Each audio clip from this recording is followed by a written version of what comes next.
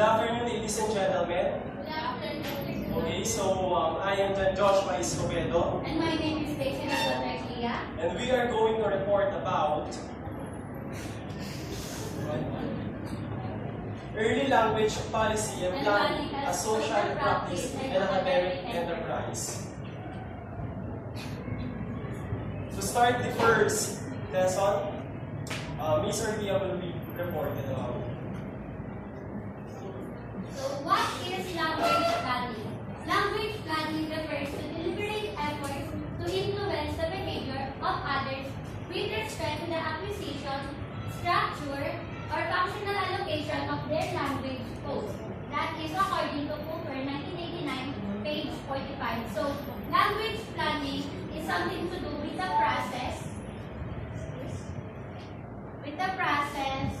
undertaken with official governmental sanction, and it is one way to express purpose of solving communication problems. So there are two dimensions of language planning, and first one is the corpus planning, which came from the Latin word or term body. So in English, it means that body planning. So corpus planning, it deals with norm selection and codification, as in the writing of grammars and the standardization of spelling. So the main aspect of corpus planning is the language standardization, to which it can be understood as the creation and establishment of a uniform linguistic norm. So let us all remember that not all languages show the same degree of standardization. So that's why there are different types of language standardization that has been distinguished. So first one is the unstandardized oral language, for which no writing system has been devised. So when we say unstandardized, it means that not that much organized or it brought into conformity. So they don't even use any form of writing system.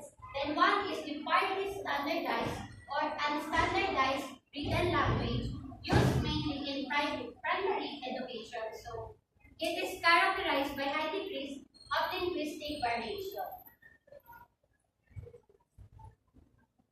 The next one is the young standard language used in education and administration, but it lacks or not to be felt in use in science and technology. The next one is the archaic standard language, which was used by the pre-industrial time. So it also lacks in vocabulary and registers for modern science and technology. So examples are classical Greek, classical Hebrew, Latin, and so on. Next one is mature modern standard language employed in all areas of communication, including science and technology at a tertiary level. So when we say mature modern standard language, it pertains in our modern times today.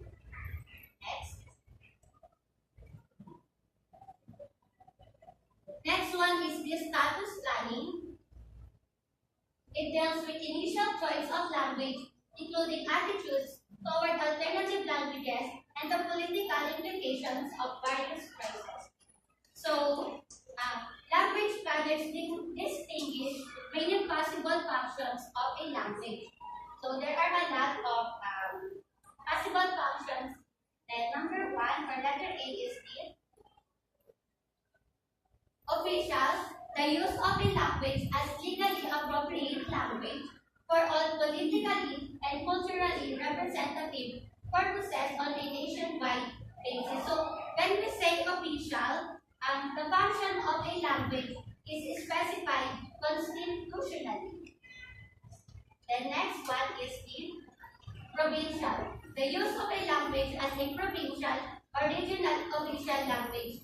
So in provincial, it is limited to a smaller geographic area. Then the function of the language is not nationwide. The next is the wider communication, the use of a language as a medium of communication across language boundaries within the nation. So, lingua franca, when we say lingua franca, the language spoken in a certain community or society. The next one is the international, the use of a language as a major medium of communication which is in international in scope. The next one is the capital, the use of a language as a major medium of communication in the vicinity of the national capital. So the function is especially important in countries where political power, social prestige, and economic activity is centered in the capital. The next one is group. The use of a language primarily as the normal medium for communication among the members of a single group. So, for example, for this one is the tribe, settled group of foreign immigrants. So, example is the Jamaican Creole function as a group language among Afro-Caribbean immigrants in Britain. Then another one is the educational. The use of a language as a medium of primary or secondary education, either regionally or nationally. So these are the language that we use in terms of formal way of teaching. The next one is the school subject. The language is commonly taught as a subject in secondary and or higher education.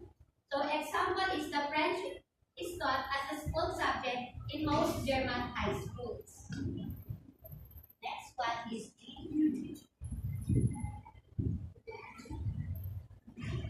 literary. The use of a language primarily for literary or scholarly purposes. So, example, this one is the Latin was used as the main language of literary and particularly scientific writing in Europe until the early 18th century. The next one is the religious, the use of a language primarily in connection with the ritual of a particular religion. So, example is the Islam and Judaism require the use of sacred language, then Arabic and Hebrew respectively, for the recitation of religious texts and prayers. Then another one is the mass media, the use of language in the print media and on radio and television. This is what we saw on the, for example, the radio and on television. The next one is, the last one is the workplace. The use of a language as a medium of communication in the workplace. So, for example, here is the, although German is the main language used in German factories, Turkish, Greek, Italian, and other immigrant languages dominate certain languages or in areas of production in line work. So, we have this so-called the process of language planning. So, according to Hodge, 1966 and 1987 developed a useful framework for the description of the process of a language planning.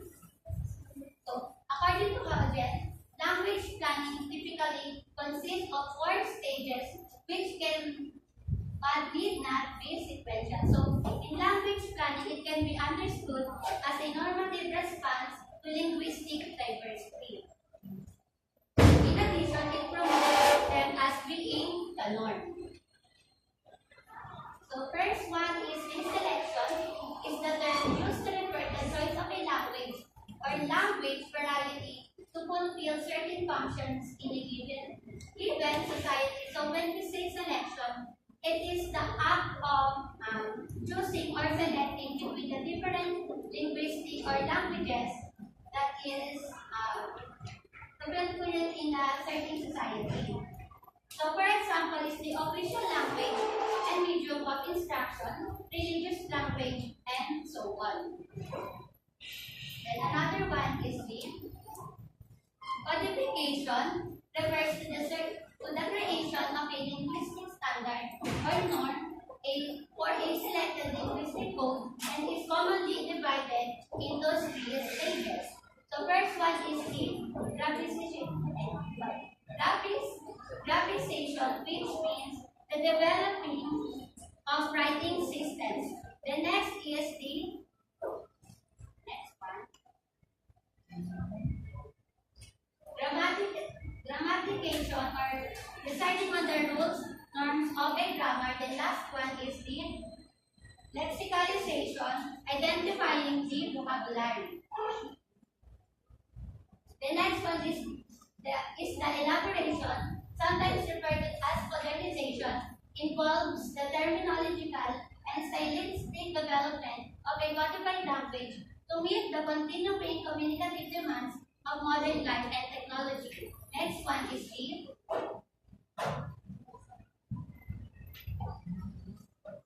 implementation. This includes the production of books, pamphlets, newspapers, and textbooks in the newly codified standard, as well as its introduction into new domains, especially the education system. So in implementation, it involves marketing strategies to promote its use. Then, next topic is to be reported by my partner, which is George Escobedo. Okay, so let's next move to the next. What is the status of language planning in the United States of America? So the de facto national language of the United States is English. However, increasing immigration has resulted in large and viable communities in the United States whose native language is not English. When we talk about de facto, it is a word or it is used in a law subject, which is used to define the language that is not formally recognized. And also, English is the native language in the United States, but the population in the United States of the America is increasing. Why? Because there are many people migrating in their country. And also, in the United States of the America, they proposed a policy or language policy, which is the Bilingual Education Act of 2011, which means that they are aiming for the people live in the Africa or non-native language, non-native speakers of the America, that they are have an equal access to the participation in the government. Next, what are some future challenges for the United States? Because, as what I mentioned a while ago, they are proposing, or they, which is the Bilingual Education Act of 2011. As the recent proliferation of efforts to legislate problems of language difference attests, language planning is becoming more and more essential in an increasingly multilingual society, because it is coherent and informed legislative of the United States of the America has now increasing because of the non-native speakers of the United States. Because that's why the USA or the United States of America, they have challenges or problems that are facing because of language attests. Next. Now let's talk about early language planning and policy, a social enterprise and academic enterprise. When we talk about social, it talks about society. And when we talk about academic, it talks about the education. The creation of a language policy for the language community is one component of a language plan. Why? Because a language policy supports language planning and language revitalization activities in a community and provides a framework for control of the language and its future in the community. Also, language policy and planning decisions are used in socio-political needs. Socio-political needs, society, and politics. Why? Because in Canada, they have the voting rights of 1975, which provides for bilingual ballots in areas where over 5% of the population speak a language other than English. Also, both governmental and social institutions must effectively and equitably meet the needs of the population so that the groups varied in linguistic repertoire have an equal opportunity to participate in their government and to receive services from their government. For example, in the Chinese there exists in the promotion of single variety as a national language contributes to a sense of national unity, because a certain community or a certain country once implement a language policy, people should abide it or people should follow it. Also, there are two major international indigenous right policies that support community language revitalization. First, the Universal Declaration on Linguistic Rights supports the linguistic rights of communities, and especially endangered languages. Although the Universal Declaration has not gained formal approval by UNESCO, it may be used to support policies for endangered languages. The Universal Declaration on Linguistic Rights supports the linguistic rights which are specifically on the endangered languages, because some of the countries in the European country that their languages are also endangered. Next, the United Nations Declarations on the Rights of Indigenous Peoples. A while ago, Declaration on Linguistic Rights. Now, Declaration on the Rights of Indigenous Peoples. It can be useful when advocating for indigenous rights because it carries the significance of being an international policy that guides the behavior of United Nations members. Also, as of 2010, the government of Canada supports the UN Declaration on the Rights of Indigenous Peoples.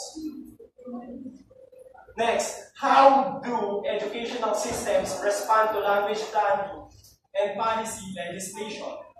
The response of educational systems to government language planning legislation may either promote or reduce linguistic diversity.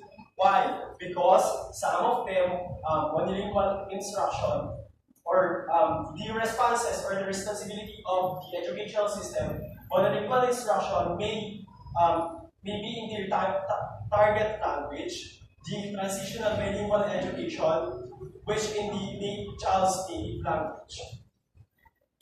Who is involved in language planning and policy efforts? When we talk about these are the peoples, or these might be sectors included in planning or making a law about language.